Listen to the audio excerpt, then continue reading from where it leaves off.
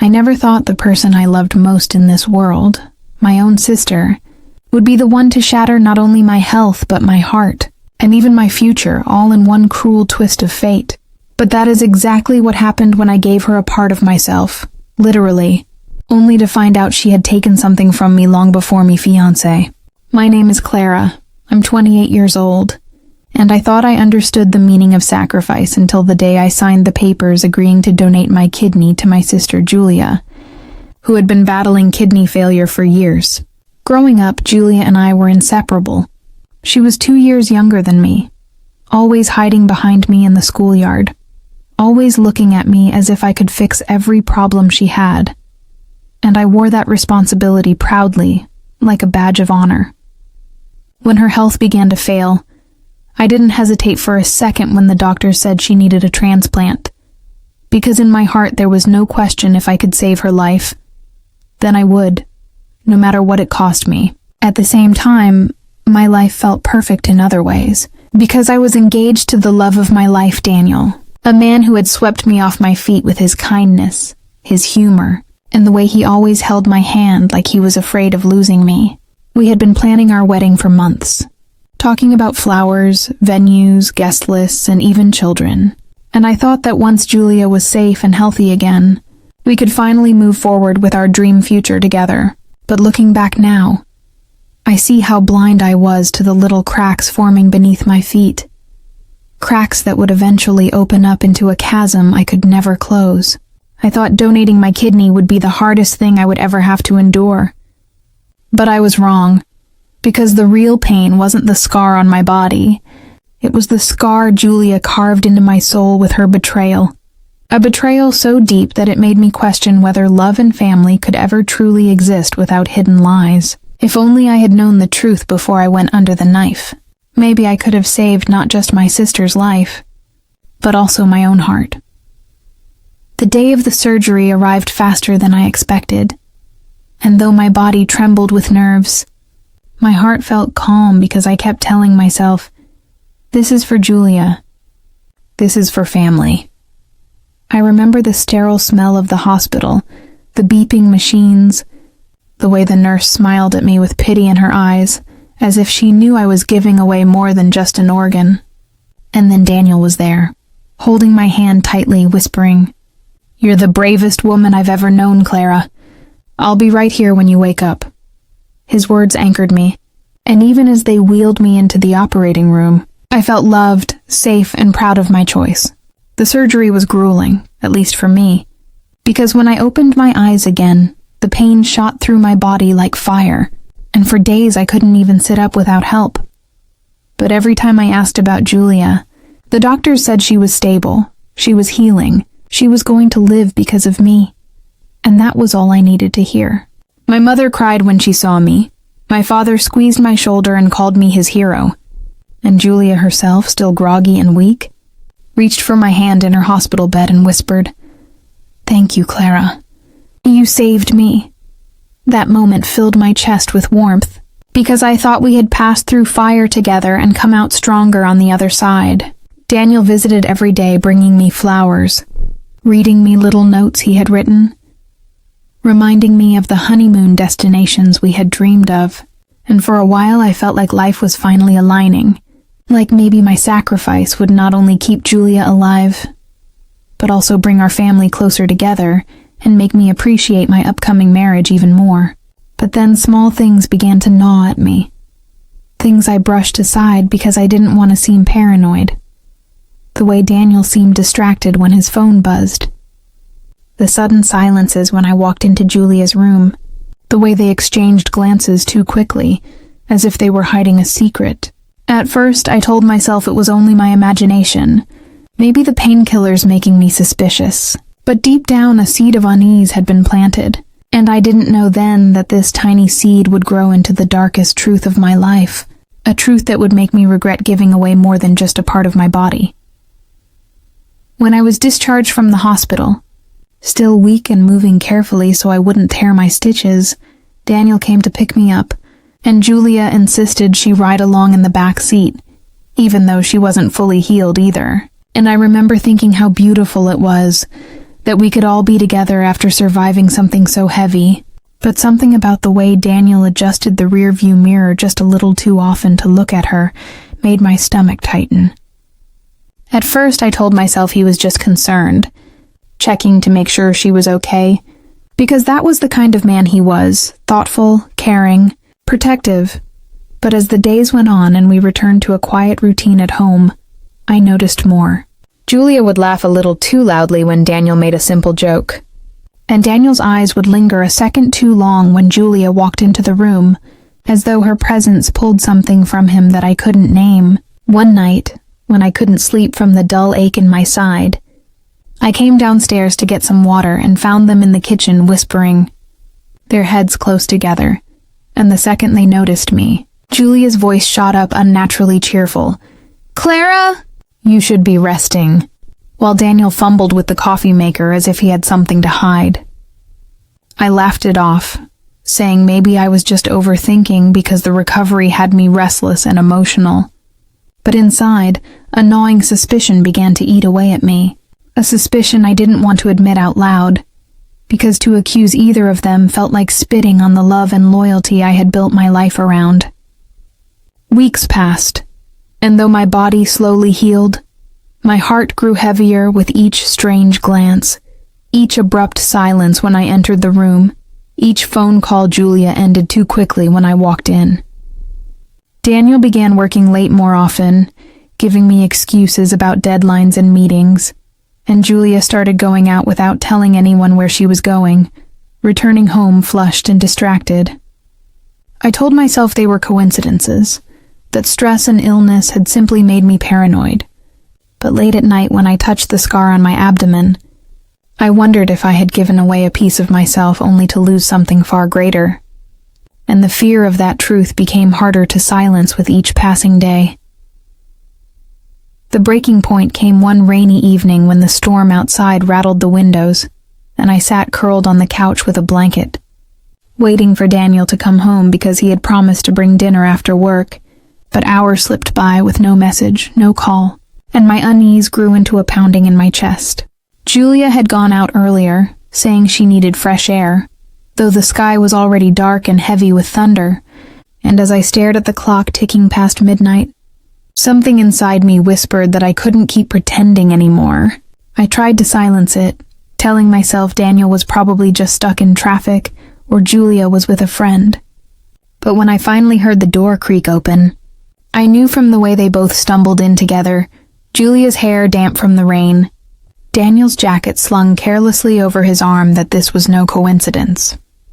They froze when they saw me sitting there in the dim glow of the lamp, and for a moment, no one spoke, the silence louder than the thunder outside. "Where were you?" I asked, my voice steadier than I felt. And Daniel quickly answered, "I drove Julia home. She wasn't feeling well." But his excuse crumbled when Julia glanced at him nervously before muttering, "It was just a drive, Clara." My heart pounded so violently I thought my stitches would rip open, but I forced a smile, nodding as though I believed them, because I wasn't ready to explode, not yet. That night I lay awake staring at the ceiling, every second replaying their awkward entrance. The way Julia's hand brushed against Daniel's when they set down the bags. The way his eyes avoided mine as if afraid of what I might see. The next day I decided to test them, telling Julia I had an appointment and would be gone for hours, then quietly circling back to the house 30 minutes later. And what I saw through the window made the world tilt beneath my feet. Daniel sitting too close to her on the couch, their shoulders touching. Julia laughing softly at something on his phone, his hand resting dangerously near hers as though gravity itself pulled them together. I didn't need to hear words or see a kiss, because in that instant the truth screamed louder than any confession. My sister, the woman whose life I had saved, was slipping into the arms of the man I was supposed to marry. The next morning I couldn't hold it in any longer.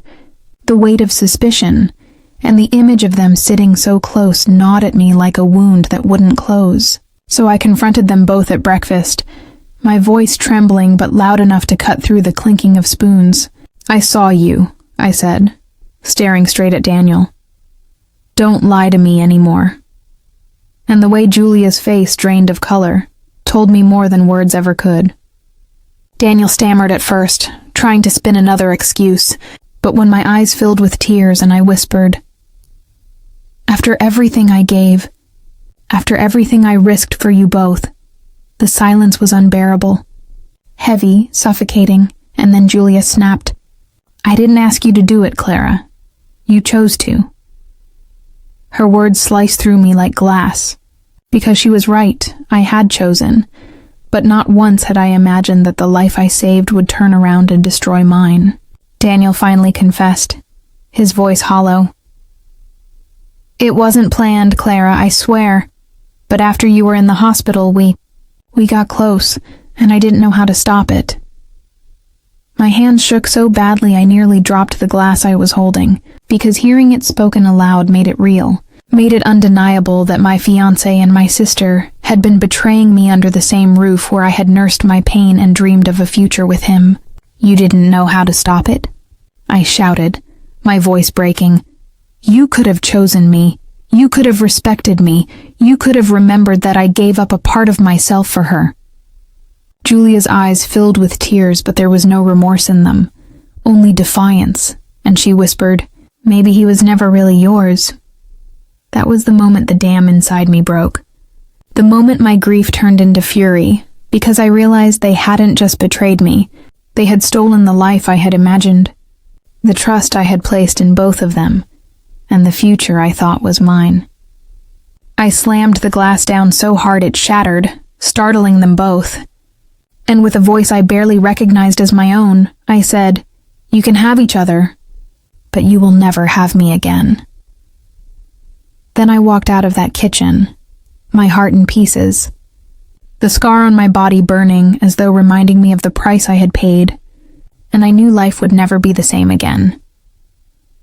In the days that followed, the house that once felt like a home turned into a graveyard of broken promises, every corner whispering reminders of what I had lost, and the silence between us was deafening because I refused to speak to Julia or Daniel again. My parents tried to intervene, begging me to forgive, reminding me that Julia had been sick and fragile, that maybe Daniel had simply been confused under the weight of everything, but their pleas only made me feel more alone because they couldn't understand that it wasn't about weakness or confusion.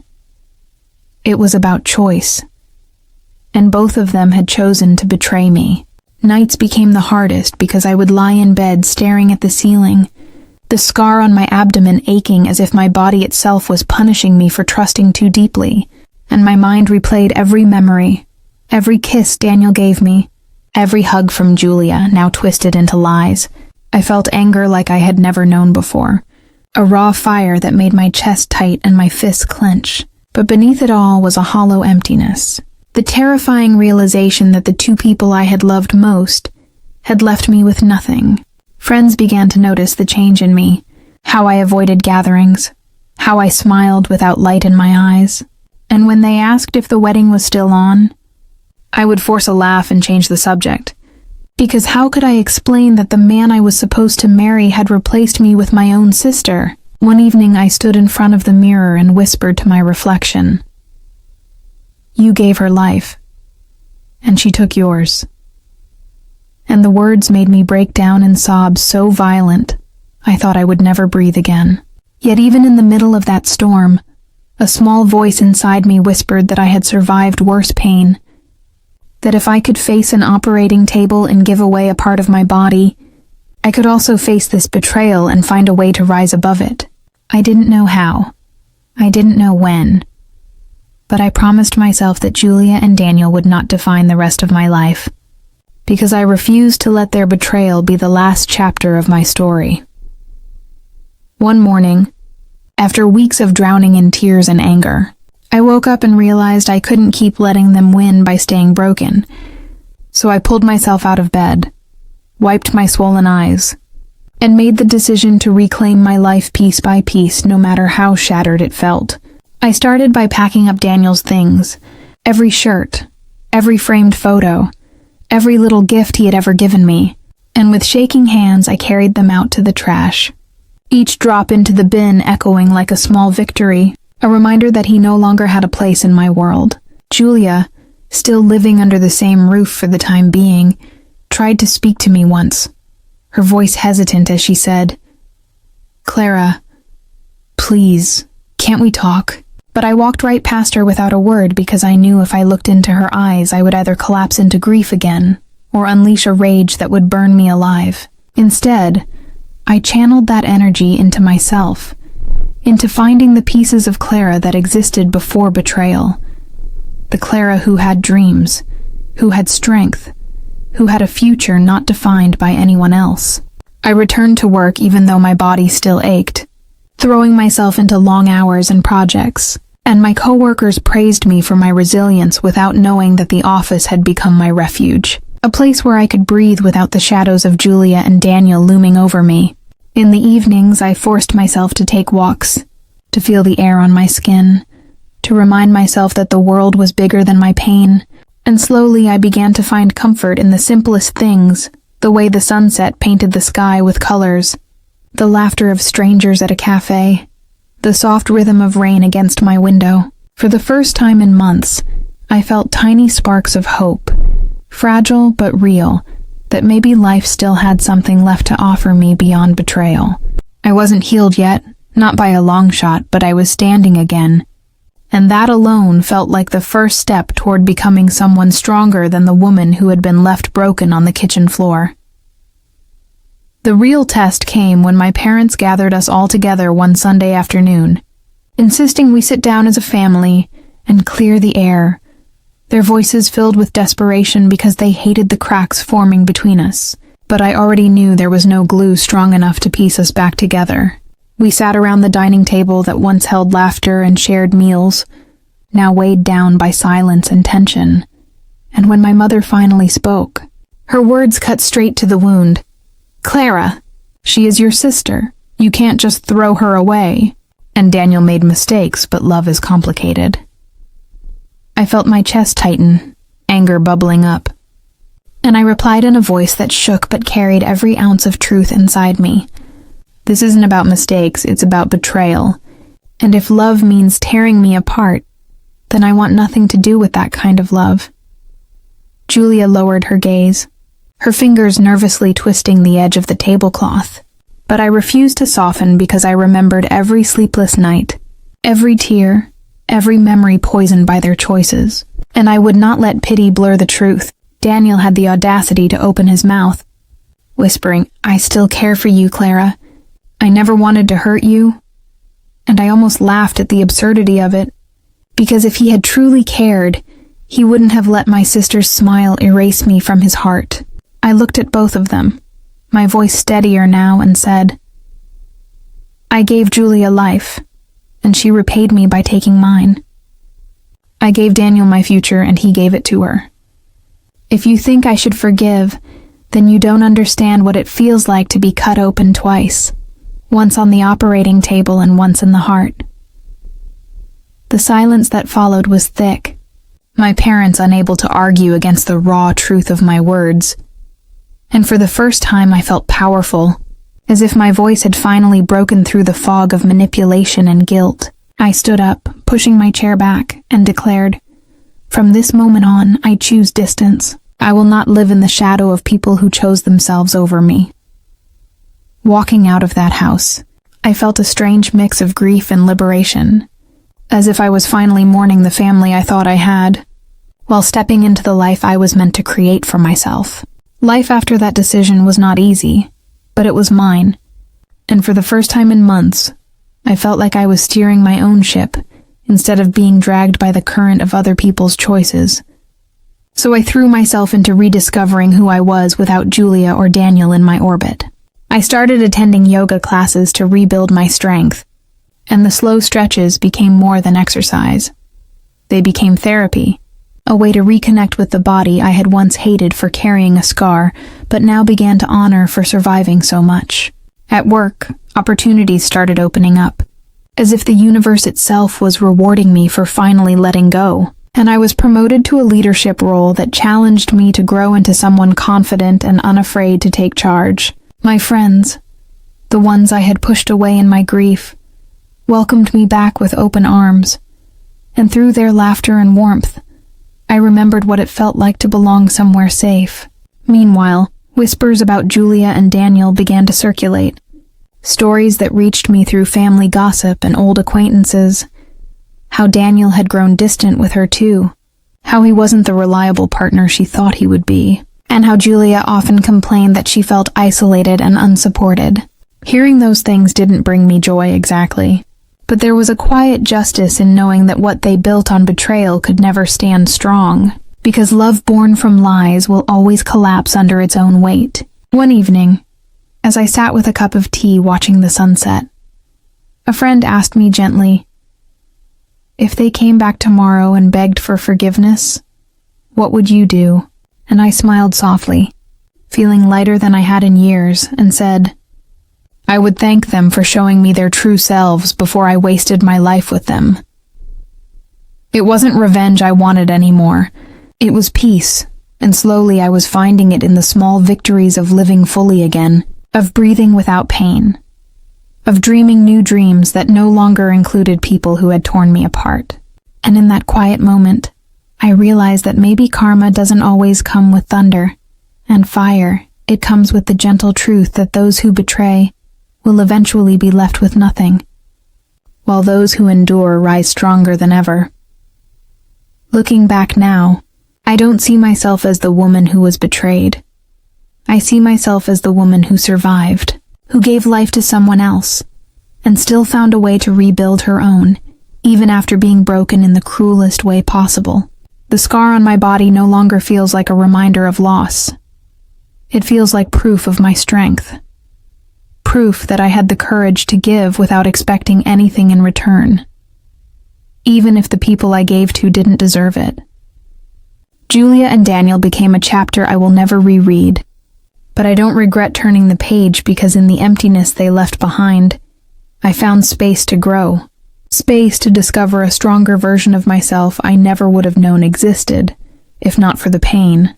Today, I stand on my own 2 feet with a heart that has been stitched back together, not perfectly, but beautifully in its own way. And I know now that family isn't always defined by blood and love isn't defined by promises. It's defined by actions, by loyalty, by the way people choose to stand beside you when you need them most.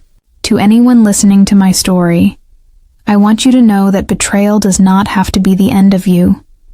It can be the beginning of something greater, a painful but powerful push toward becoming the person you were meant to be. If you've been hurt by those you trusted most, I hope you can take my story and see that even when it feels like your world has ended, you still have the power to write a new chapter, one filled with strength, healing, and dreams that belong only to you.